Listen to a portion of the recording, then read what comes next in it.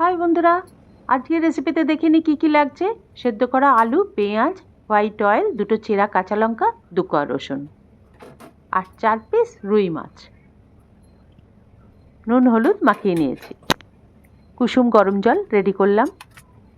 কড়াটা গরম করব। গরম হয়ে এসছে, এবার তেল দিয়ে দেবো। ওই 2.5 চামচের মতো তেল আমি দিয়ে দিয়েছি। খুব কম তেলেই আমি রান্না করি। মাছটা ভেজে দেবো। মাছ দিয়ে দিলাম।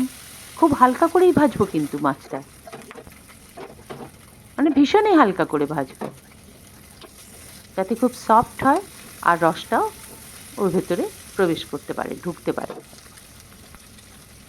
হয়ে গেছে, মাছ ভাজা আমার হয়ে গেছে, তুলে নিলাম। বাড়তি তেল একদমই দেব না, ওই ব্যালেন্স যে তেলটুকু আছে ওতেই আমি রসুনটা দিয়ে দিলাম।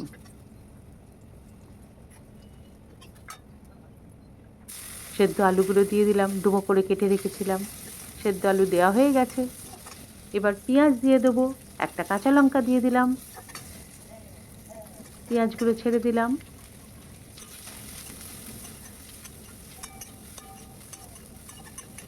নেড়ে চেড়ে দিলাম ভালো করে। এবার একটা ডেচকি হালকা গরম করে নিয়েছিলাম, তাতে সর্ষের তেল আমি মাখিয়ে নেব বডিটায়। ভেতরে খুব ভালো করে একটু সর্ষের তেল, 1 চামচের মতো সর্ষের তেল মাখিয়ে নেব। জল দিয়ে দিলাম একটু, হলুদ দিয়ে দিলাম পরিমাণ মতো।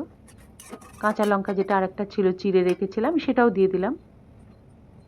খুব কম, 1 চামচেও নয় সর্ষের তেল। ভেবেছিলাম 1 চামচে দেবো, কিন্তু তাও আমি কমিয়ে দিয়েছি। খুব কম আমি দিলাম। নুন দিয়ে দিলাম, পরিমাণ মতো নুন দিয়ে দিলাম। এবার ওই ডেচকিটায় ঢেলে দিলাম। মাছগুলো আস্তে আস্তে বসিয়ে দেবো। আলুগুলো কিন্তু আমার সেদ্ধ করাই আছে, সেই হিসেবে আমি কিন্তু আর বেশি জল দেব না, হালকা জলই দেব। খুব কম জলে দিলাম, গায়ে গায়ে জল দিলাম। চাপা দিয়ে দিলাম। 3 মিনিট পরে ফিরে এলাম। খুব সুন্দর গন্ধ বেরোচ্ছে। মাছগুলো একটু উল্টে দিলাম। গরম ভাতের সঙ্গে খেতে না দারুণ লাগবে। একবার হলেও করে খেয়ে দেখবেন, ভীষণই ভালো লাগবে।